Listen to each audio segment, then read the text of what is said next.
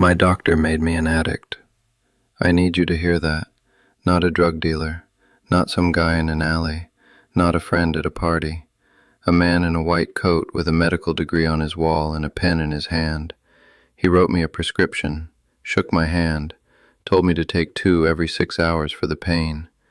And that was the beginning of the worst 6 years of my life. My name's Dennis. I'm 68 years old. I've been clean for 14 years. And I want to tell you what your doctor won't. Not because they're bad people, most of them aren't, but because the system they work inside of was designed to do exactly what it did to me. Get you on the pills, keep you on the pills, and when things go sideways, leave you standing there alone wondering what happened. Let me take you back. I was 48, worked at a warehouse, not management, floor work, lifting, pulling, loading trucks. I'd been doing it for 12 years. My back had been bothering me for a while. Nothing dramatic, just that dull ache at the end of a shift that makes you sit in your truck for 5 minutes before you drive home. One morning I bent down to pick up a box, nothing heavy, maybe 30 pounds, and something popped.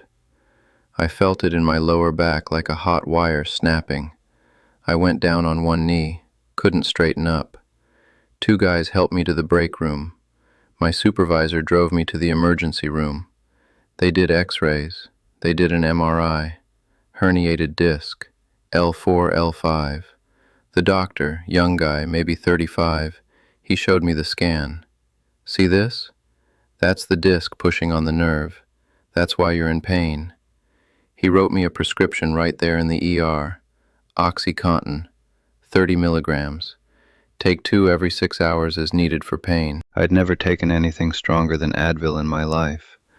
I filled the prescription at the pharmacy on the way home, took 2 pills, sat down on the couch, and within 30 minutes something happened that I will never forget.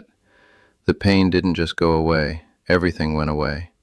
The stress about the mortgage, the argument Linda and I had that morning about the credit card bill, the worry about Danny's grades, the noise in my head that I didn't even know was there until it stopped.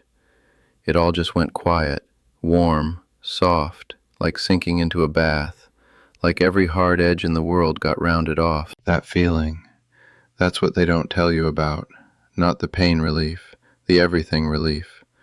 Opioids don't just block physical pain. They flood your brain with a chemical that makes you feel okay. Not high, not drunk, just okay. Deeply, completely okay. And if you're a 48-year-old man with a bad back and a stressful life and bills and kids and a marriage that's been running on autopilot for 10 years, okay is the most addictive feeling in the world. I took the pills as prescribed for the first 2 weeks, 2 every 6 hours, and they worked. My back felt better. I could move around the house. I could sleep. I went back to the doctor for a follow-up. Different doctor this time, older guy. He looked at my chart, asked how the pain was. I said better, but still there. He wrote me another prescription. Same dose, 30 days. Take as needed. That's the phrase that starts it. As needed. Because at first you need them for the pain. Then you need them for the pain that comes back when the last dose wears off. Then you need them because your body has gotten used to them, and the pain without them is worse than the original injury. Then you need them because you can't get out of bed without them. And at some point, and you never see this line when you cross it, you stop needing them for the pain. You need them to feel normal. That's dependence. And nobody, not one single person in the medical system told me it was coming. By month 3, the prescribed dose wasn't enough. Not because I was abusing them, because that's what opioids do. Your body builds tolerance. The same dose that made you feel warm and okay in week 1 barely touches you by week 12. So you take an extra half pill, then a full extra pill. Then you're taking 6 a day instead of 4, then 8. And the prescription runs out a week early. I called the doctor's office, told the receptionist I needed a refill. She put me through to the nurse. The nurse said the doctor could see me next Tuesday. Next Tuesday was 5 days away. I had 2 pills left. I tried to explain. She said, "Take Advil for the breakthrough pain." Advil. After 3 months on OxyContin, she told me to take Advil. That's like telling someone who's been breathing oxygen to hold their breath for 5 days. Those 5 days were the first time I felt withdrawal, and I didn't know that's what it was. I thought I had the flu, sweating, shaking, my skin crawling like there were insects under it. Couldn't sleep, couldn't eat, restless legs that wouldn't stop moving, diarrhea, nausea, and the pain. God, the pain. Not just my back, everything, every joint, every muscle. Like my entire body was screaming for something and I didn't know what. Linda took me to the appointment on Tuesday. The doctor looked at me. He could see it. The sweat, the shaking. He asked how I was doing on the medication. I told him the dose wasn't holding. He nodded, wrote me a new prescription, higher dose, 40 milligrams, 60 pills. And that was it. No conversation about dependence, no discussion about a plan to taper off, no mention of the word addiction. Just a new script, a handshake, and a see you in 30 days. That happened 4 more times over the next year. Each visit, I'd tell him the dose wasn't enough. Each visit, he'd increase it. 40 became 60, 60 became 80. At my peak, I was taking 120 milligrams of OxyContin a day. That's a dose that would kill someone who's never taken an opioid. But my body had been trained, one prescription at a time, to need that much just to function. And here's what I need you to understand. I wasn't getting high, not anymore. At that dose, I wasn't floating on a cloud. I was just not sick. That's what opioid addiction becomes. You're not chasing a high, you're running from withdrawal. Every single day is a calculation. How many pills do I have? When did I take the last one? How many hours until the next one? When does the prescription refill? Your entire life revolves around a little orange bottle. And the crazy thing is, from the outside, nobody can tell. I was going to work, paying bills, showing up to Danny's baseball games, having dinner with Linda, living a completely normal life with a catastrophic addiction running underneath it like a crack in the foundation. Year 2 is when the doctor cut me off. Not because he realized what he'd done, because the guidelines changed. The state started cracking down on opioid prescriptions, new regulations, new limits. He called me in for an appointment and said, "Dennis, I think it's time we look at other options for your pain management." Other options. After 2 years of writing me prescriptions that turned me into an addict, he wanted to explore other options. He referred me to a pain management clinic. The earliest appointment was 3 weeks out. He wrote me one final prescription, 30 pills, lower dose, 40 milligrams. I was taking 120 a day. He gave me 40. That's not a taper. That's a cliff. I made those 30 pills last 9 days, and then they were gone. And the withdrawal hit me like a freight train, worse than before, worse than anything I'd ever experienced. The sweating, the shaking, but now there was something new, this feeling in my chest, this panic, this sense that something terrible was about to happen and I couldn't stop it. Anxiety doesn't describe it. Terror is closer. Every cell in my body was telling me I was dying, and the only thing that would make it stop was the pill that no one would give me anymore. That's when I did something I never thought I'd do. I bought pills on the street. A guy at work, Rick, he'd mentioned once that he knew someone. I'd judged him for it at the time, thought he was a lowlife, and now I was standing in a parking lot behind a gas station, handing $80 to a stranger for a bag of pills that I wasn't even sure were real. They were real. I took 2 in the car. Within 20 minutes, the withdrawal stopped. The panic stopped. I could breathe. And I sat there in that parking lot and I cried. Not because I was sad, because I was relieved. That's how bad it was. Buying drugs in a parking lot felt like salvation. For the next 4 years, I bought pills on the street. $60, $80, sometimes $100 a day, depending on who was selling and what they had. Do the math on that. $80 a day. That's $2,400 a month. That's almost $29,000 a year. Over 4 years, I spent somewhere around $110,000 on street pills. Money from our savings, Money from credit cards Linda didn't know about. Money I borrowed from my brother, from Carl, from anyone who'd believe whatever lie I was telling that week. And the pills on the street, they're not the same as the pharmacy. You don't know what's in them. I found that out the hard way. About 3 years in, the OxyContin on the street started drying up. What replaced it was pressed pills, fakes. They looked like OxyContin, same shape, same markings, but they were fentanyl. And fentanyl is not OxyContin. Fentanyl is 50 to 100 times stronger. One pill that looks exactly like the one you've been taking can have enough fentanyl to kill you.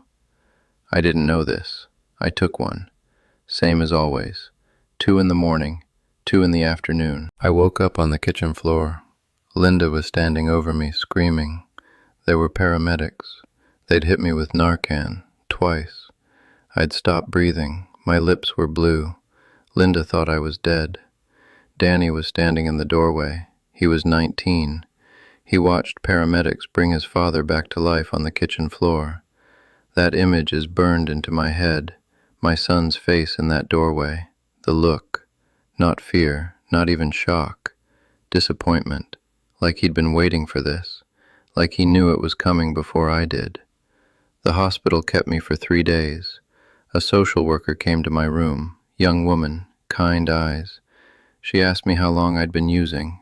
I told her 6 years. She asked how it started. I said a prescription. She nodded like she'd heard it 1,000 times. She probably had. She said, "Dennis, you're not alone in this. This is happening everywhere. This is an epidemic." An epidemic, started by doctors, fueled by pharmaceutical companies, fed by a system that made it easier to write a prescription than to actually treat the problem. And when the system finally decided to crack down, they didn't help the people they'd already hooked. They just cut them off, closed the door, and millions of people like me went to the streets, to fentanyl, to death. I checked into a treatment center the week I got out of the hospital. 28 days. The withdrawal was managed this time. Medication assisted, Suboxone. It blocks the receptors, takes away the cravings, makes it bearable. It should have been offered to me 2 years earlier. It should have been the first thing anyone suggested when the doctor cut me off. But nobody did. Because the system that created the problem isn't built to fix it. It's built to move on to the next patient. Linda stayed. I don't know how. I don't know what I did to deserve that woman. She sat with me every visiting day at the treatment center. She didn't yell. She didn't lecture. She just sat there. Sometimes we talked. Sometimes we didn't. She told me once, "I'm not angry at you. I'm angry at the doctor who did this to you." I appreciated that. But the truth is, at some point it stopped being the doctor's fault and started being mine. He started it, but I kept it going. I made the choice to buy pills in a parking lot. I made the choice to hide it. I made the choice to keep lying. The doctor lit the match, but I let the house burn down. Danny took a long time to come around. Years. He'd visit, but I could feel the distance, the suspicion. He'd look at my eyes, check if I seemed off. My own son monitoring me like I was a patient. Rachel forgave me faster. She always does. She brought the grandkids over, let me be grandpa. I hold on to that. Some days it's the only thing that keeps me steady. I've been clean for 14 years. I still take Suboxone. Some people judge that. They say you're not really clean if you're on medication. Those people can go to hell. Suboxone keeps me alive. It keeps the receptors quiet. It lets me wake up in the morning and not spend every second thinking about a pill. If that's not clean, I don't know what is. Here's what your doctor won't tell you. They won't tell you that opioids rewire your brain in as little as 2 weeks. They won't tell you that tolerance is inevitable and dependence follows right behind it. They won't tell you that when they cut you off, the withdrawal will make you do things you never imagined.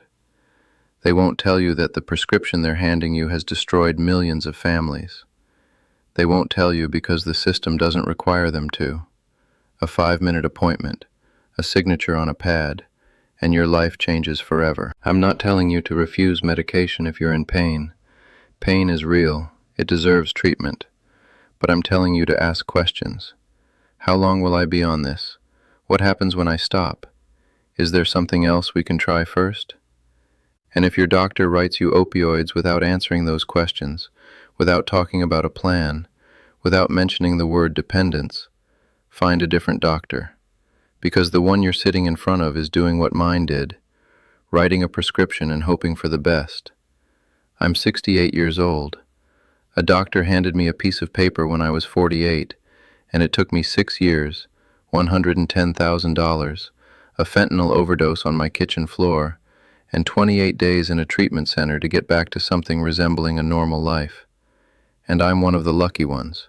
I survived. A lot of people don't.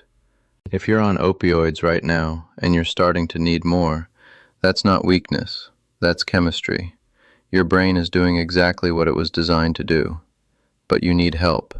Not next month, not when it gets bad. Now, because it will get bad. It always does. If this story hit you, subscribe to the channel, leave a comment, tell me your story. And if you're in it right now, if you're counting pills and doing math in your head and wondering how you got here, just know it's not your fault how it started. But what you do next, that part is up to you.